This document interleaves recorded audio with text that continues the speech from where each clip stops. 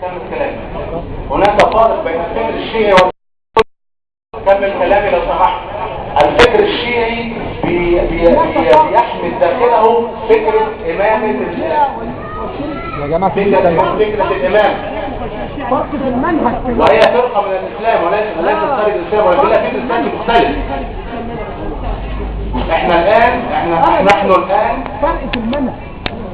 نحن الآن لابد أن نحدث هذا الفرق في أذهان الناس.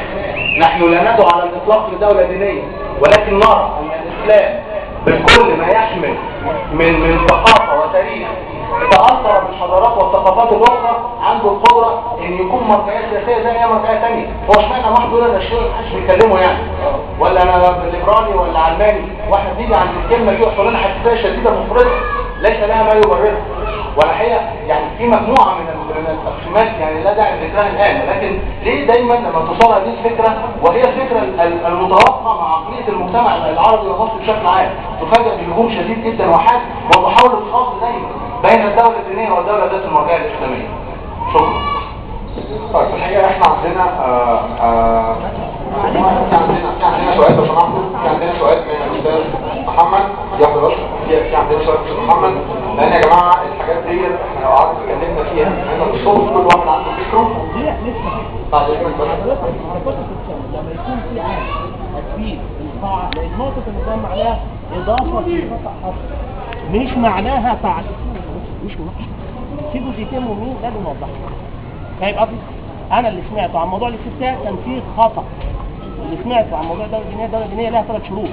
يبقى الكلام يقعد عشان الناس تبقى عارفة القواعد، ما يبقاش كلام مرسل. يعني الاستفتاء نتائجه بتقول المجلس العسكري ما يحكمش. دي نعم بتقول كده. يعني احنا كديمقراطيين انا قلت لا، لكن احترم رأيي نعم.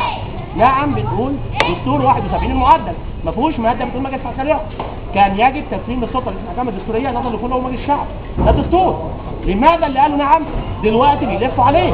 يبقى اذا هم اصلا بيتعاملوا على نعم. لا حضرتك حاجه انا بتكلم كلام علمي. سيد الفاضل انا لما بتكلم طالما في نقطه نظام في جزئيه خطا انا بعدلها.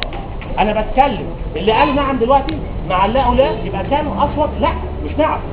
ايا ما كانت النتيجه انا موافق نعم طبق نعم. نعم دي معناها ان المجلس العسكري ما يحكمش ويجب نقل السلطه للمحكمه الدستوريه العليا، لان مفيش ماده في 71 المعدل بتقول كده. لا يا سيد انت قلت ايه؟ حضرتك يا تتكلم سياسه بلاش. الورقه اللي عايز تقول ايه؟ بتقول تعديل الدستور بتقول ايه؟ لا يا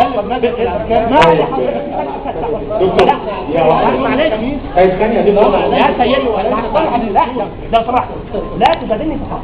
انا بجادلك في اللي انا عارفه. انت حضرتك بتتكلم سياسه؟ لا يا سيدي يا سيدي الفاضل لانك انت بتجادل بالباطل. انا بسأل حضرتك